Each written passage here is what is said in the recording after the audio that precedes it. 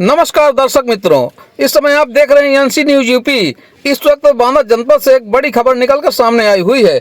बताते चलें कि उत्तर प्रदेश के पूर्व मुख्यमंत्री व सपा सुप्रीमो अखिलेश यादव के द्वारा बांदा पहुंचकर किया गया चुनावी जनसभा को संबोधित।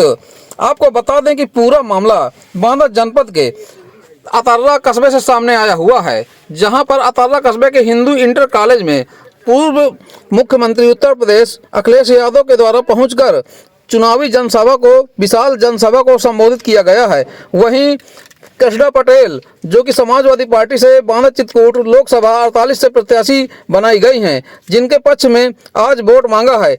इस दौरान अपार भीड़ देखने को मिली हुई है, जिसके चलते पूर्व मुख्यमंत्री अखिलेश यादव के द्वारा चुनावी जनसभा को किया गया संबोधित।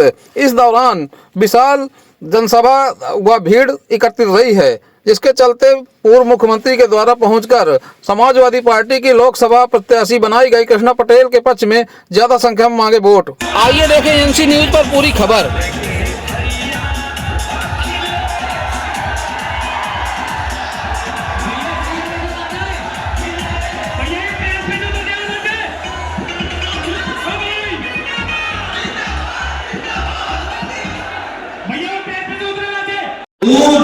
लेकिन हर जगह मीटर लगा करके ये बिजली का बिल वसूलने को बनाया जाए। और ये हमारे मुख्यमंत्री जी जो है लखनऊ वाले तमंचा हिलाने कौन कौन सी बातें करते हैं, लेकिन आज भी एक भी बिजली का कारखाना नहीं लगाया। इन्होंने बिजली का मीटर लगवा दिया, बिजली महंगी कर दी, और इतनी बिजली महंगी कर दी कि जब बिल आता है तो हमारा गरीब और किसान को करंट लग जाता है, और वसूली के लिए ये लोग पुलिस से एफआईआर करा करके हमारे गरीबों को पैसा दिला रहे हैं। सिंचाई मुफ्त होगी, सिंचाई के लिए पैसा नहीं देना पड़ेगा। और इसके साथ साथ कभी समाजवादियों ने अपनी माताएं बहनें जो गरीब थी उनको समाजवादी पेंशन दिया था। इस बार ये तय किया गया है कि गरीब माताएं बहनों को लखपति बनाने का काम आने वाली सरकार में, इसलिए मदद करिए, सहयोग करिए, और एक एक वोट समाजवादी पार्टी को दिलवाने का काम करना है। बताओ हमारी प्रत्याशी जीतेंगे कि नहीं जीतेंगे? अपने बूथ की रक्षा करोगे? ये तो बहादुर लोग हैं, ये बहादुर लोग हैं। अगर ये बीजेपी और पुलिस के लोग आपको रोके तो वोट डालोगे कि नहीं डालोगे? हम जानते हैं कितना ये रास्ता रोकेंगे। हमारा वोट डालने वाला कार्यकर्ता अपने आप रास्ता ढूंढ करके वोट डालेगा। संविधान बचाओगे? और हमने तो देखा है कि इधर बीजेपी और बीएसपी ने अंदर ही अंदर हाथ मिला लिया। बताओ अंदर ही अंदर हाथ मिला लिया कि नहीं मिला लिया? हम अपने बहुजन समाज के लोगों से कहेंगे और प्रार्थना करेंगे कि ये लड़ाई है बाबा साहब भीमराव अम्बेडकर जी के संविधान बचाने की। आप अपना वोट खराब मत होने देना। एक एक वोट संविधान बचाने के लिए इंडिया के गठबंधन की मदद करने का काम करना है। क्या मदद करोगे आप लोग? जब इतनी तपती हुई गर्मी में आए हो आप लोग, हमें पूरा भरोसा है कि न केवल आपकी बांदा चित्रकूट लोकसभा बल्कि हमीरपुर महोबा में अजेंद्र राजपूत जी भी लड़ रहे हैं, उनकी भी मदद करना। मदद करोगे? और फिर जब खाली होगा पूरे गांव तो जौनपुर में भी समाजवादी पार्टी के प्रत्याशी बहादुर कुशवाहा पार्टी ने इस बार अपने किसान भाइयों में कर्ज मुद्दा चला जाता है।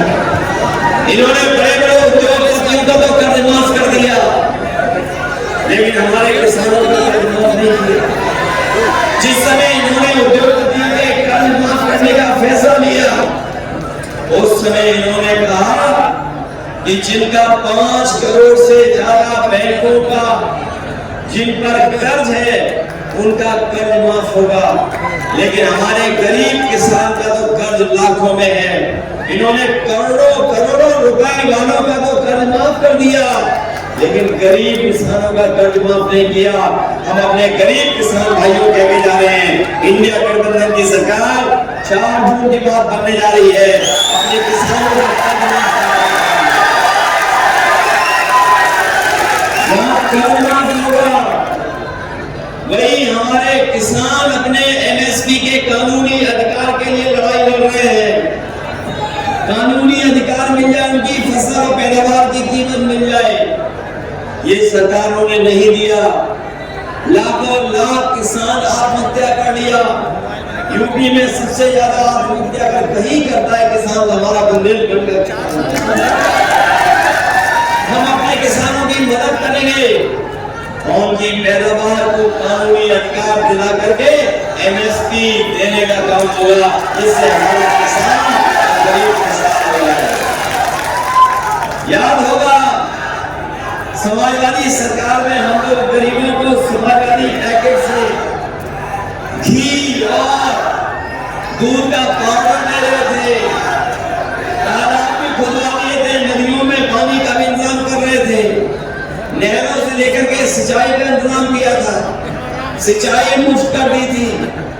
किया कि नहीं किया?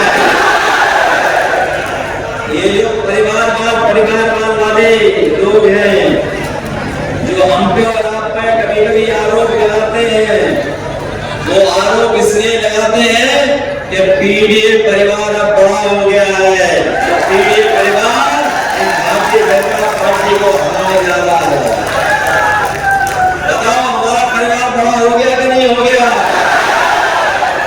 और हिसाब किताब लगा लेना, हमारे आदिवासी भाई, पिछड़े भाई, दलित भाई, सबसे ज्यादा 10 साल में हक और सम्मान अगर किसी ने छीना है तो भारतीय जनता पार्टी की सरकार ने उनके अधिकार